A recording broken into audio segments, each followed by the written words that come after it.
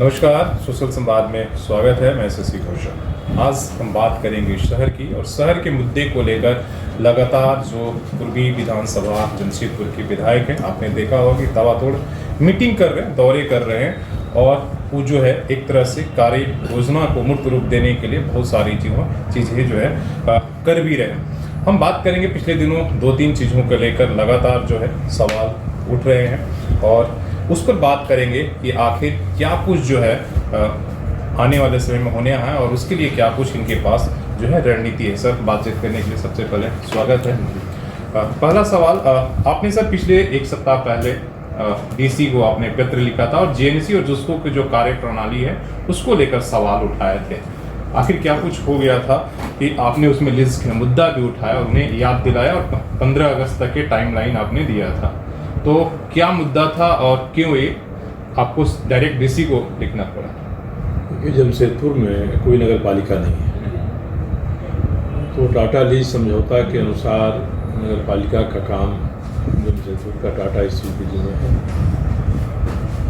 पूरी तरह से पूरे जमशेदपुर में टाटा स्टील को जो नागरिक सुविधाएं हैं उनको उपलब्ध कराना है,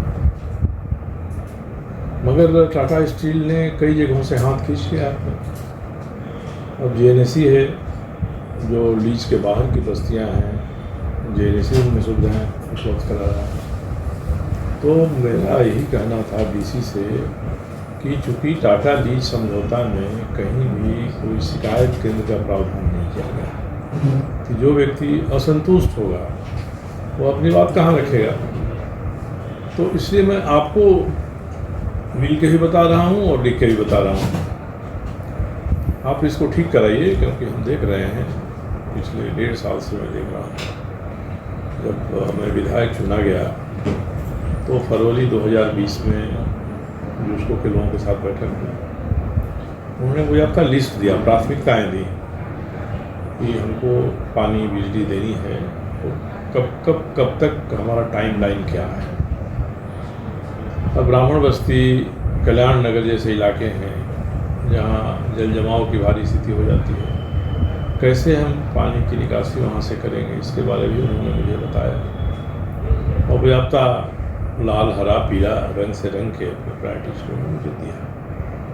तो इसमें तो कोरोना आ गया एक साल, तो बहुत ज़्यादा पूछताछ नहीं हो सकी और उन लोगों को भी था कि भाई कोरोना में कोई उपलब्ध नहीं है। कोरोना कम हुआ, फिर मैंने 2021 में बात किया, उन्होंने फिर से प्राथमिकताओं को दिया। तो मैंने डीसी से यही कहा कि देखिए, मुझे ऐसा लग रहा है कि ये लोग चीज़ों का टाल मटोल कर रहे हैं।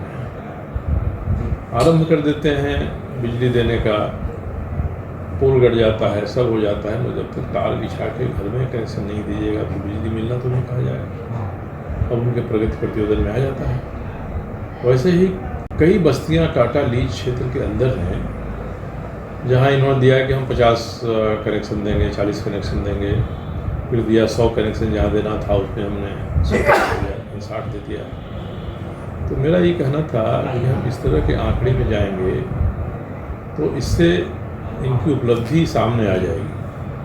अगर मैं संतोष कर लूँगा तो 60 के अलावे, 100 के अलावे अगर और भी घर होंगे तो वहाँ तो पानी बिजली नहीं पहुँचेगी। इसलिए हमको तो इसको कंप्लीट करना है, पूरा करना है। तो इसलिए मैंने कहा था कि भाई आप बात करिए। मैं 2 बार बात किया इन लोगों से और मुझे लगता है कि ये लोग बहुत गंभीर इसके प्रति नहीं लग रहे हैं। वैसे ही जेएनसी के जो इलाके हैं उसमें जेएनसी को भी जिस तत्परता से काम करना चाहिए उसमें कहीं कमी दिखाई पड़ रही है। हालांकि जेएनसी ने आजकल पहले से काफ़ी बेहतर तरीके से काम करना शुरू किया है। तो मैंने डीसी को भी कहा था कि आप जेएनसी और जुस्को का एक समन्वय बड़ी कोई बना दीजिए, दोनों मिलकर देखें करें कहाँ किसको करना है, नहीं करना है। तो इसी उद्देश्य से मैं गया था और मैंने कहा मैं 15 अगस्त तक का समय दे रहा हूँ कि उस समय तक पिक्चर इसका साफ हो जाना चाहिए, नहीं तो फिर तो आगे मुझे खुल कर कहना पड़ेगा। तो मैं लोगों से ही कहूँगा कि भाई विनय न मानत जलद जड़ गए 3 दिन बीत बहुत है। इसी तरह से मोहर्दा जलापूर्ति की बात थी। उसमें भी कल आपने बैठक किया और उसमें भी आपने चेतावनी दी है। मैंने वो भी कहा, बिजली इसी विभाग को भी मैंने कहा, वहाँ बिजली विभाग के साथ दिक्कत ये है कि हमको अब जो सूचनाएं आ रही हैं कि रात में कहीं 2 बजे बिजली कट जा रही है, साथ 2 घंटा कट के 1 बजे कट जा रही है। तो मैंने जीएम से और एग्जीक्यूटिव इंजीनियर से ही पूछा कि इसका कारण क्या है बताइए। तो कहते हैं लोकल फॉल्ट है। तो रात में कैसा लोकल फॉल्ट हो जाएगा? अगर आपको हम इतने दिन तक लोड से करेंगे तो अनाउंस कर दीजिए इस मोहल्ले में 2 घंटा हम नहीं देंगे, इतना से इतना बजे तक नहीं देंगे, लोग आश्वस्त रहेंगे। मुझे कई लोगों ने बताया कि ये पहले से जो पुरानी व्यवस्था 20-25 साल से हमारे यहाँ चली आ रही है, उसमें ऐसे कुछ लोग हैं जो प्रभावित करते हैं बिजली की आपूर्ति को, पानी की आपूर्ति को। पावर हाउस में लोग बैठ जाते हैं, सरकार का तो 1 या 2 आदमी रहता है, 4-5 और भी बैठ गए, पुराने संबंध हैं, तो लगता है कि चलो देखो इधर का थोड़ा काट दो, काट दो। मतलब ऐसा कह रहे हैं कि लोगों के इशारे पर बिजली कट जा रही है, ऐसा? हाँ, मुझे जो सूचनाएं मिली यही हैं। मैंने बिजली के अधिकारियों को भी कहा है कि मैंने कहा कि आप बता दीजिए, आप रिकॉर्ड बताइए। इसीलिए अपने सीसीटीवी कैमरे लगाने की बात की। तो मैंने कहा कि नहीं होगा तो मैं सीसीटीवी कैमरा अपने फंड से लगवा दूंगा, कौन आ रहा है कौन जा रहा है पता तो हो जाएगा, कितनी रात में कौन आया और कौन गया। वैसे ही मैंने कल एमडी से भी कहा जिसको के वही मोहल्ला जल आपूर्ति योजना में उन्होंने काफ़ी सुधार कराया, 6000 से ज़्यादा नए कनेक्शन मिले हैं लोगों को। अब पानी जहाँ लिफ्ट करना है वहाँ भी सुधार करना चाहते हैं। सरकार की ज़मीन उन्होंने छेक कर रखा है इनके उपयोग के लिए ये हो जाए, मगर वहाँ से जब पानी चलता है साफ पानी आ, इसका कोई लॉजिक तो बताना होगा क्या कारण है। बीच में नए पुराने कनेक्शन का फैला है, ये जो पाइप बिछाते समय आपको सावधानियाँ रखनी चाहिए, कहीं मोड़ है, टी जंक्शन है, वहाँ पर आपने उचित काम नहीं किया है, कुछ तो होगा। दूसरा मैंने कहा कि पहले शुरू में भी यह सवाल उठा था जब मैं जीत कराया उसके 3 महीने बाद जलापूर्ति में बाधा उत्पन्न होने लगी। मुझे मोहल्ले के लोगों ने बताया कि पहले जो व्यवस्था थी वेंडर ने उनके लोगों को ही रख लिया था। एक श्री राम प्रसाद था जो बीजेपी गवर्नमेंट का अध्यक्ष ऐसे कोई टुल्लू या कोई था, मुझे लोग बताया। तो मैंने इनको कहा कैसा है, तुम हटा दे रहे हैं साहब। एक को हटा सुना, बाद में फिर रख लिया।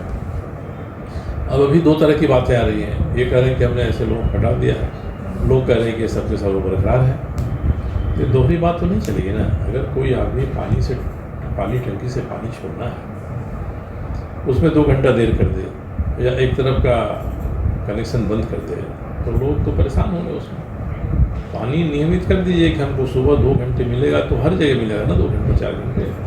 4 बजे 5 बजे शुरू होना तो हर जगह 5 बजे शुरू होगा, ऐसा नहीं कि 5 बजे शुरू होगा 60 बजे शुरू होगा। तो ये मैंने कल भी एमडी को कहा कि आप शिनाख्त करिए कि जो वेंडर है, वेंडर ने जिनको रखा है वही आज हैं, क्यों हटाए गए हैं। नहीं तो इसका मतलब कि जैसे बिजली में व्यवधान हो रहा है वैसे पानी में व्यवधान किया जा रहा है। तो ये जनता के हक में ठीक नहीं है। कोई मुझे चाहे बदनाम करना या मेरे 1.5 साल के समय में पहले जैसी सुविधा नहीं मिल रही है, ऐसा व्यवधान हो जा रहा है तो मुझे करे, मुझे बदनाम करने के लिए, कहीं आलोचना करने के लिए कई कारण मिलेंगे। तो ये जनता को तकलीफ देकर बिजली और पानी में अवरोध नहीं होना चाहिए। अवरोध करके आप चाहिएगा। तो मैंने कहा कि मुझे 15 अगस्त की सारी चीज़ें स्पष्ट होनी चाहिए। तो देखिए इसी हैं, दूसरों के डीएम हैं, दूसरों के जीएम हैं, सारे के सारे लोग कहा है कि हम ठीक कराएंगे। हाँ, आरोप काफ़ी बड़ा है। कोई भी अगर राजनीतिक दुर्भावना से अगर आम आदमी को पानी या बिजली ना मिले तो सच में कहीं ना कहीं ये आरोप गंभीर है और इसकी जांच होनी चाहिए निष्पक्षता से। बात हम एमजीएम की करेंगे। कल आपकी ट्वीट आई थी कि सुपरिटेंडेंट बार बार बदले जा रहे हैं, व्यवस्था नहीं बदल रही है और डॉक्टरों के ट्रांसफ़र पोस्टिंग में काफ़ी हेराफेरी हो रही है। तो झारखंड में तो पूरा ट्रांसफर हर डिपार्टमेंट में यही चल रहा है। पिछले अगर हम 10 दिनों की 2 सप्ताह की बात करें तो पीडब्ल्यूडी के काफ़ी इंजीनियर बने हैं, सीडीपीओ, फिर स्वास्थ्य विभाग पर कई ट्रांसफर विभागों के हैं तो रहे हैं जून जुलाई में लोग करते हैं। जो जनता से सीधे जुड़े हुए विभाग हैं, जो स्वास्थ्य से जुड़े हुए विभाग हैं, शिक्षा से जुड़े हुए विभाग हैं, इनमें अगर इस तरह के ट्रांसफ़र होंगे जो जिसको मनमाना कहेंगे या जो ठीक से हट कर हैं तो इस शासन को पड़ेगा स्वास्थ्य सेवा परसों मैंने विभाग के सचिव से बात किया। उसके पहले भी सचिव यहाँ आए थे, तो अगले दिन मैं अस्पताल गया था और मैंने कहा था कि भाई हर चीज़ के लिए जो यहाँ प्रबंधन है उसको आप जिम्मेदार ठहरा दीजिए। सुअर घूम रहा है, कुत्ता घूम रहा है, तो आप देखेंगे कि चारदीवारी टूटी हुई है, तो हम चारदीवारी की मरम्मत कराएं। या प्रबंधन पर आरोप पड़े कि नहीं साहब कुत्ते घूम रहे हैं, सुअर घूम रहे हैं। इसलिए जो खामियाँ सचिवालय में, उन खामियों को दूर करिए और तब देखिए प्रबंधन उनको लागू कर रहा है क्या। ऐसा हो नहीं रहा है। मैंने परसों भी बात किया सचिव से और अंततः मुझे लगता है कि इसके लिए मुख्यमंत्री से ही बात करें। अब ट्रांसफर में हो जाती हैं कई बार, किसी न किसी कारण से ऐसे काम होते हैं जो नियम से थोड़ा हट करते हैं। अभी हुआ है, कई लोगों ने कई सूचनाएँ दी हैं, कम सूचनाएँ आ जाती हैं। से बात करूँगा। मैं एमजीएम के सवाल पर एक चीज़ और जानना चाहूँगा, इसलिए कि पिछले अगर हम 2005 से देखें लगातार आप पूर्वी और पश्चिमी और इन विधायक भी रहे हैं और इन चीज़ों को उठाते रहते हैं। कहाँ कमियाँ कहाँ रह जाती है उसमें सुधार, और लगातार मतलब अभी भी आपने फिर विजिट किया था, पहले भी किए होंगे, कमियाँ कहाँ हैं, क्यों नहीं सुधार हो पा रहा? देखिए, एक अस्पताल को चलाने के लिए डॉक्टर एक्सपर्ट हैं, उसके अलावा भी और मैन पावर चाहिए। आपको ड्रेसर चाहिए, आपको सफाई करनी चाहिए, आपको वार्ड बॉय चाहिए, सुरक्षा प्रहरी चाहिए, ये कई चाहिए, आपको स्ट्रेचर चाहिए। तो ये सब चीज़ें अगर नहीं रहेंगी तो डॉक्टर कितने भी अनुभवी आ जाएँ, अस्पताल को सुरक्षित नहीं चला सकेंगे। अब यहाँ 15 बेड स्वीकृत है या 10 ही बेड स्वीकृत है इमरजेंसी के लिए। अब खींच खास के कोना होना लगा के लोगों ने 35-40 बेड किया। इतने अधिक मरीज आते हैं कि जब तक इमरजेंसी को ठीक नहीं करेंगे तो क्या नहीं करेंगे। 2 दिन पहले ही तस्वीर है पूरे इमरजेंसी में ज़मीन पर लोग लेटे हुए हैं। हाँ, जमीन पर लेटे हैं, तो ऐसा नहीं कि बेड है और ज़मीन पर लेटा दिया है, बेड नहीं है, संख्या ज़्यादा, तो संख्या ज़्यादा है तो उसके हिसाब से इमरजेंसी को बढ़ाना चाहिए, ठीक करना चाहिए। मैं 5 साल से कर रहा हूँ, ठीक कर रहा हूँ। मुख्यमंत्री स्तर तक रोज बैठ के मैंने कराई है, तय हुआ ये करेंगे, लागू नहीं हो पाता। अगर किसी के मन में आ जाएगा कि 20 स्ट्रेंथ है अगर सफाई कर्मियों का और 20 के लिए उनको पैसा मिल रहा है और हम 12 से ही काम चलाएं तो काम का तो नुकसान होगा। इसलिए मैंने कहा इन लोगों को कि भाई 15 गज के बाद मैं तो सुपरिटेंडेंट से पूछूंगा कितने वार्ड बॉय आपने रखा है, कितना एएनएम है, कितना सुरक्षा प्रहरी है और वो हैं कहाँ आज की डेट में, किस किस विभाग में बता दिए। जब मैं जाके देखूँगा किस विभाग में लोग हैं कि नहीं। तो ये जो जितना चाहिए सैंक्शन करना वो रांची से होता है। एक बार सैंक्शन हो भी गया तो टेंडर करने बहाल करने में नानी हो जाती है। तो इसको स्मूथली चलाने के लिए जो व्यवस्थाएं देनी हैं अस्पताल प्रबंधन को, उसको आप नहीं देंगे और कहेंगे प्रबंधन को सी साथ। अब हर 6 महीने में 4 महीने में सुपरिटेंडेंट बदल जाते हैं, क्यों बदल जाते हैं, इसका क्या कारण? मुझे लोगों ने बताया कि एमजीएम में सुपरिटेंडेंट के कमरे के सामने माननीय मंत्री जी के प्रतिनिधि बैठते हैं, तो ये तो कहीं प्रावधान नहीं है। रिम्स में और एम्स में क्योंकि ये ऑटोनोमस बॉडी है और उनके प्रबंध समिति के अध्यक्ष मंत्री होते हैं, इसलिए वहाँ केंद्र के मंत्री या राज्य के मंत्री के लिए एक ऑफिस होता है। एमजीएम में जिला अस्पताल में कोई व्यवस्था नहीं है। तो अगर आप लगातार साल भर से किसी को बैठा रहे हैं तो उसने क्या किया है अस्पताल के सुधारने ठीक है। ये कई सवाल हैं, सचिव को बड़ी खरे शब्दों में कहा और उसके बाद फिर से इसका सही निकला कि बिना मुख्यमंत्री से बात की नहीं समाधान संभव नहीं है। इच्छा शक्ति की कमी है या फंड की कमी? फंड की कहाँ कमी है, बता दीजिए। एक अस्पताल को ठीक करने के लिए फंड तो रोजाना के काम के लिए फंड चाहिए और पुराना कोई स्ट्रक्चर हुआ उसको डाल दिया, उसको नया बनाया, उसके लिए फंड चाहिए। तो दोनों तीनों तरह के फंड चाहिए। वो फंड नहीं आ रहे हैं। 35 करोड़ 40 करोड़ की बात होती है सैंक्शन हो रहा है। अभी उम्मीद है कि एक 9 मंजिला इमारत खड़ी हो जाएगी, 3 एजेंसी सब उसमें चली जाएगी। मगर जो अभी इमारत खड़ी है, जो कंडम हो गया, उसको छोड़कर इनकी तो व्यवस्था ठीक रखनी चाहिए। और अस्पताल तभी लगेगा जब वहाँ कोई अनुशासन होगा।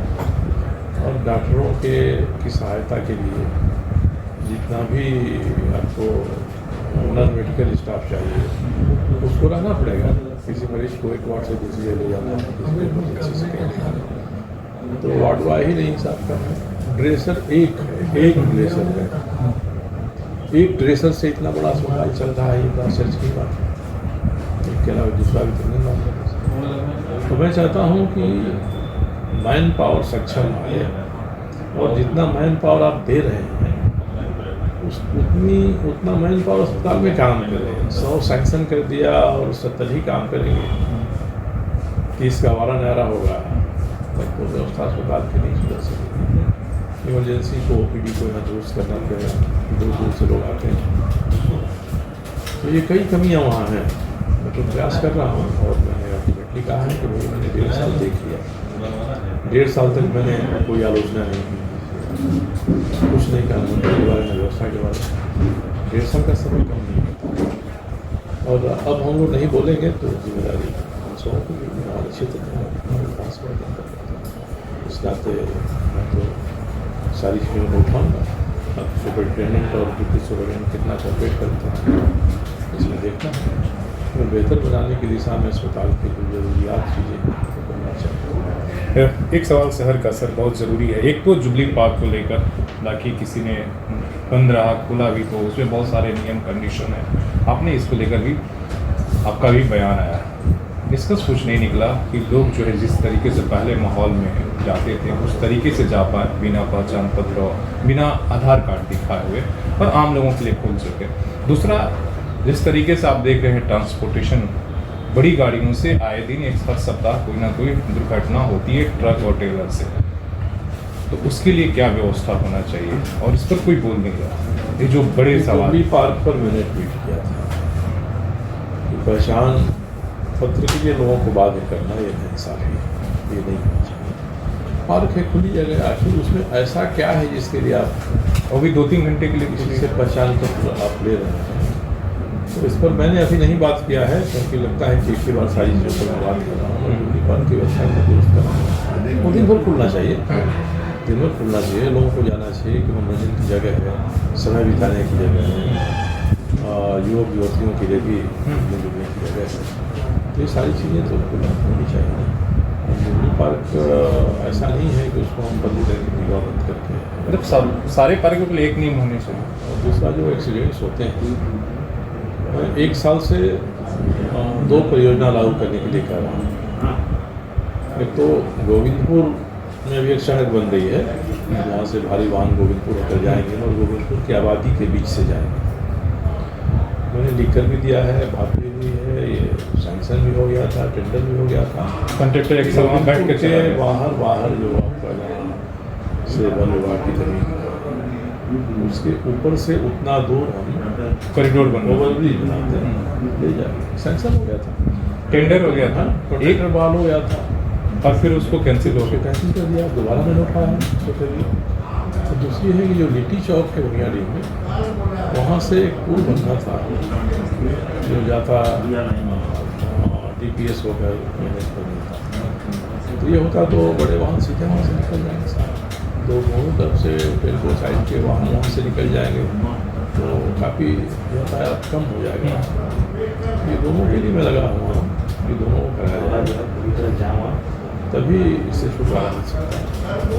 चलिए, बहुत बहुत धन्यवाद। हालांकि सवाल अभी कई वक्त की कमी है, लेकिन सबको भी मीटिंग में जानी है, लेकिन ये सारे सवाल शहर के लिए बहुत ज़रूरी हैं। वो ट्रांसपोर्ट सिस्टम की हम बात करें, बिजली व्यवस्था, या आपके इसके साथ ही जो साफ़ सफाई के जिन्होंने सवाल उठाया है, या MGM की सुधार हर हालात में होनी चाहिए। इसलिए फुलहान हॉस्पिटल, जहाँ गरीब लोगों का इलाज जो है हो पाता है, तो ऐसे में हम सब की कोशिश होनी चाहिए कि जितनी व्यवस्था सुदृढ़ होगी तभी जाकर हम वहाँ पर गरीबों की मदद कर सकते हैं।